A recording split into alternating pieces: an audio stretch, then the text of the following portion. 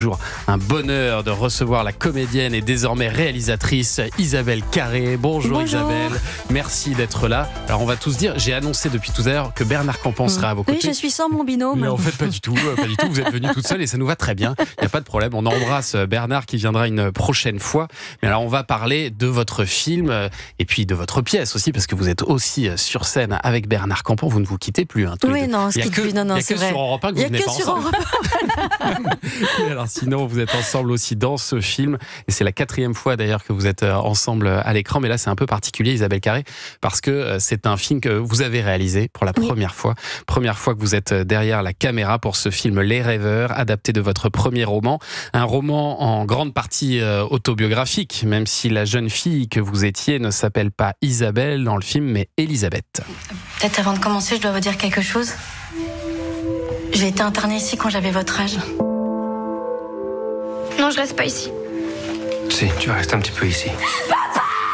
Dimanche, lundi. Je me souviens en CP, quand on apprenait à les écrire. Ces mots voulaient tous dire quelque chose. Mais en fait, ils sont vides. Tout est vide. La Gestapo!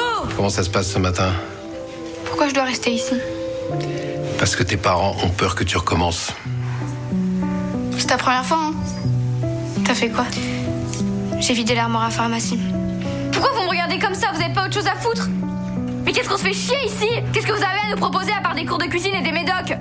Si je pouvais disparaître. Si je pouvais fondre comme un sucre dans une tasse de thé. Les Rêveurs, ce sera le 12 novembre au cinéma, un film très touchant, un film très personnel aussi, Isabelle Carré, où vous retracez une partie de ce que vous racontez dans votre roman, le moment où à 14 ans, après une tentative de suicide, vous êtes interné en hôpital psychiatrique pour ados. L'écrire, c'est une chose, mais j'imagine que c'est très différent de mettre des images sur votre histoire. Oui, c'est vrai que j'ai l'impression que quand j'ai écrit, c'était donc en 2017, le livre est sorti en 2018, et moi, j'avais pas du tout dans l'idée de le publier, donc j'ai vraiment écrit ce livre pour moi. Et par contre, ce film, c'est pour les. Je pourrais dire, j'ai écrit ce livre pour l'adolescente que j'étais, et le film, c'est pour toutes les adolescents et les adolescentes qui iront voir le film. Hein, j'espère nombreux, et à qui ça redonnera un peu d'espoir, et surtout montrera que y a des solutions. Moi, je crois beaucoup, évidemment, en l'art-thérapie. C'est ce qui m'a sauvée. J'étais effectivement internée dans ce service de pédopsie à Necker, à 14 ans. Et j'ai vu, grâce à un camarade, on n'avait pas de télé, évidemment, à l'époque, mais j'avais un camarade qui avait une toute petite télé, prêtée par son père. Et j'ai vu un film avec Romy Schneider. Et j'ai vu son émotion si belle, moi qui me trouvais tellement émotive, et c'était pénible, cette émotivité, embarrassante, encombrante, gênante, j'en avais honte. Tout à coup, j'ai vu que ça pouvait être beau. Et vous êtes mise à prendre des notes, comme vous le faites dans le film? J'ai pris des notes sur les dialogues. Une phrase. Une phrase qu'elle ne prononçait pas elle, mais son partenaire de jeu, qui disait « Préférer les risques de la vie aux fausses certitudes de la mort ». J'ai écrit ça, et j'ai écrit... et m'inscrire dans un cours de théâtre, faire comme Romy Schneider, m'inscrire dans un cours de théâtre. Et c'est ce que j'ai fait, et le théâtre m'a vraiment sauvée.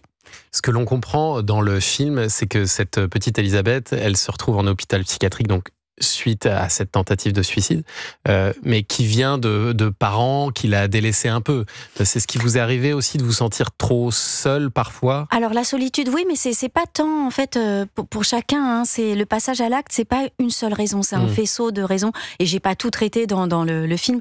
Et vous le disiez, c'est qu'un passage du film, c'est du livre, parce que adapter 350 pages, c'est pas possible. Bien sûr. Et il y avait une autre raison qui était peut-être encore plus fondamentale, c'est que je voulais être danseuse classique, et j'étais nulle. J'étais vraiment nulle. On me mettait au dernier rang. La prof me disait que j'avais des bras comme des ailes de poulet, que j'étais pas du tout gracieuse. C'est sympa, très sympa. Je terminais tous les cours en pleurant. Il y a eu la déception amoureuse aussi. Voilà, il y a eu tout un ensemble de choses. Un climat aussi, c'est vrai, familial, qui était un peu compliqué. Mais en fait, c'est dans cet endroit qui pourrait sembler le plus sombre que j'ai trouvé la solution. C'est ça que j'essaye de transmettre dans le film. C'est pour ça que le film n'est pas un film choc, version Volotinani de coucou au choc corridor.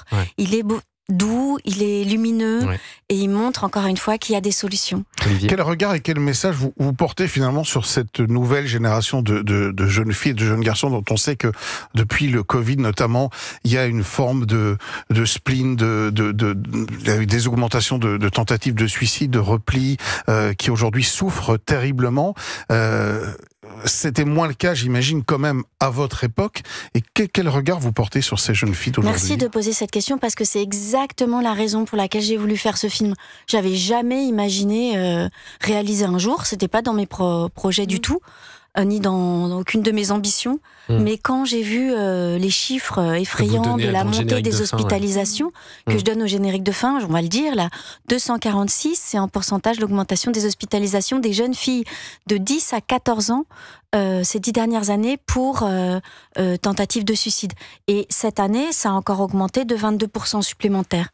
Donc, Et un jeune sur deux ne trouve pas de place. Et un jeune sur deux ne peut pas être soigné aujourd'hui. Ça, c'est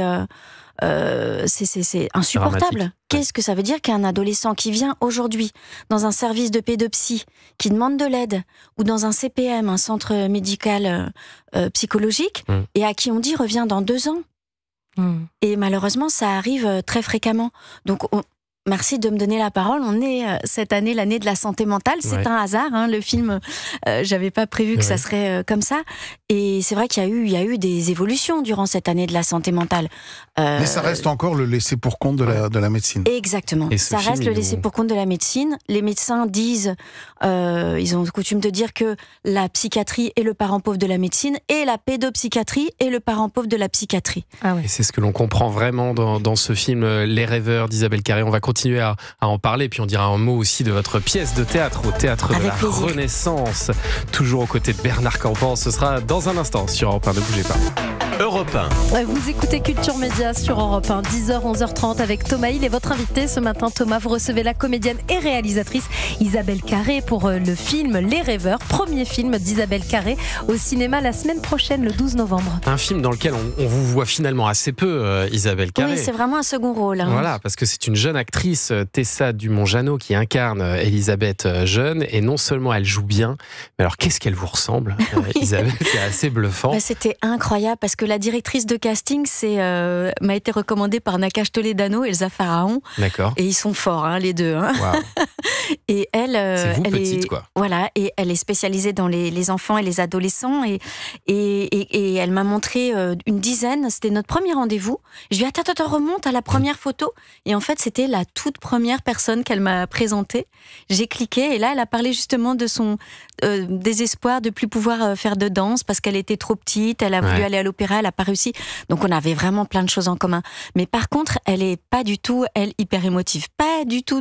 Elle est vraiment une gamine qui va très très très bien. Donc il a fallu la faire rentrer petit à petit dans ce personnage. Vous avez dû la coacher beaucoup, j'imagine. Alors on avait fait avec tous les adolescents parce que la plupart n'avaient jamais joué. C'était son cas aussi. N'avait même pas pris de cours de théâtre et j'ai adoré. Moi, j'adore travailler avec les jeunes. On en parlait hors antenne. Je donne aussi des ateliers d'écriture comme ça, juste pour mon plaisir. J'en ai donné à la Maison de Solène, j'en ai donné à Villiers-le-Bel, j'en ai donné dans le Sud-Ouest pour prendre le pouls un peu de cette jeunesse. Moi, ça me passionne effectivement les questions qu'on s'est posées. Pourquoi ce malaise? Qu'est-ce qu'ils espèrent? Qu'est-ce qu'ils n'arrivent pas? Pourquoi ils n'arrivent pas à se projeter? Les réseaux sociaux, effectivement, bien sûr. Il y a tout c'est la même manière que je disais qu'un passage à l'acte n'est jamais une seule raison. Là aussi, il y a tout un faisceau de raisons en réalité.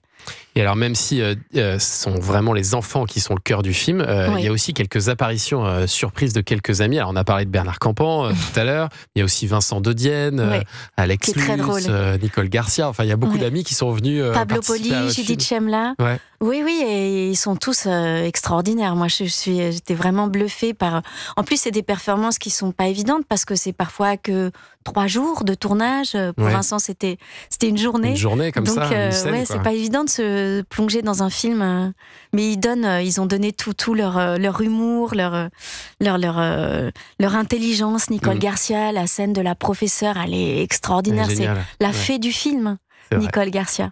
Vous le disiez, cette année en France, c'est l'année de la santé mentale. Votre film sort à ce moment-là. Dans l'actualité, on voit qu'il y a un collectif de parents qui est en train d'attaquer l'application TikTok qui, elle, explique par des vidéos aux jeunes comment bien réussir son suicide. En gros, c'est ça. Est-ce qu'on pourrait imaginer que votre film devienne, par exemple, un support éducatif ? Est-ce qu'on pourrait imaginer que votre film soit vu dans des lycées, dans des centres d'information ou ailleurs ? On nous a déjà demandé, oui, à plusieurs endroits. Dans des lycées, on a fait pas mal de projections devant des salles entières de lycéens. Et ça marche. Ça marche. Ça les interpelle, ça les touche. Ça leur parle à 250%. Il y en a qui se lèvent, je me disais, c'est difficile. Mes enfants disent ça, mais moi, c'est Adoland à la maison. Hein. J'ai 13, 15 et 17. Ah oui. Donc, et ils disent, maman, moment de gênance, souvent. Ouais. Et là, je me suis dit, moment de gênance, quand ils vont s'exprimer devant leurs copains et leurs copines. Ben, pas du tout. Ouais. Pas du tout. Les débats étaient incroyables. Et donc oui, moi d'ailleurs le distributeur a fait un outil pédagogique, un dossier pédagogique avec le professeur Marie-Rose Moreau. Il y a pas mal de profs qui viennent me voir, qui me disent mais nous on est un peu démunis parce qu'on n'a pas de formation et on les voit sur les bancs de l'école, ces enfants qui vont mal et comment on s'adresse à eux, comment surtout quand il n'y a pas d'infirmière ou quand elle est en remplacement, on attend qu'il y a un psy pour 1400 élèves, qu'est-ce qu'on fait quoi ? Nous aussi il faut qu'on puisse intervenir. Et ce film, en fait, oui, il dit que tous les profs disent que ça leur parle énormément. C'est le pouvoir du cinéma que l'on voit là, et ça, c'est génial de pouvoir réussir cette prouesse-là avec Les Rêveurs. C'est au cinéma le 12 novembre. Et puis alors, à côté du cinéma, Isabelle Carré, vous êtes aussi sur scène au Théâtre de la Renaissance depuis la rentrée, là, dans une pièce qui s'appelle Un pas de côté. Alors là, c'est l'histoire d'un homme et d'une femme qui se rencontrent en déjeunant par hasard sur le même banc public. Vincent et Catherine, donc deux personnes très différentes. Le premier sentiment qu'ils ressentent l'un pour l'autre, c'est plutôt de l'agacement. Hein. Oui, c'est vraiment pas un coup de foudre. Mais après, il y aura... Oui, on pourrait dire que c'est un coup de foudre... Même pas un coup de foudre amical, parce qu'au début, non, il y a vraiment rien. Il n'y a rien. Et puis ils vont discuter, et puis ils vont se revoir. C'est ça qui est beau, c'est en parlant qu'ils se reconnaissent quelque part. Ouais. C'est en prenant le temps d'échanger l'un sur l'autre, et puis en se manquant aussi. Quand il y en a un qui est pas là à l'heure du déjeuner, ça va parler ça parle déjà à beaucoup de gens.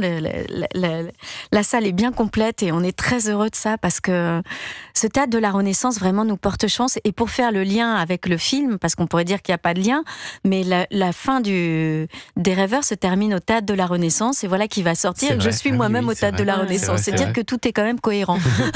Mais alors là, c'est une pièce qui parle plutôt de l'infidélité, on peut le dire, où on place le curseur entre ce qui est correct de faire avec une autre personne quand on est en couple et ce qui est incorrect de faire. Il y a quand même ça derrière.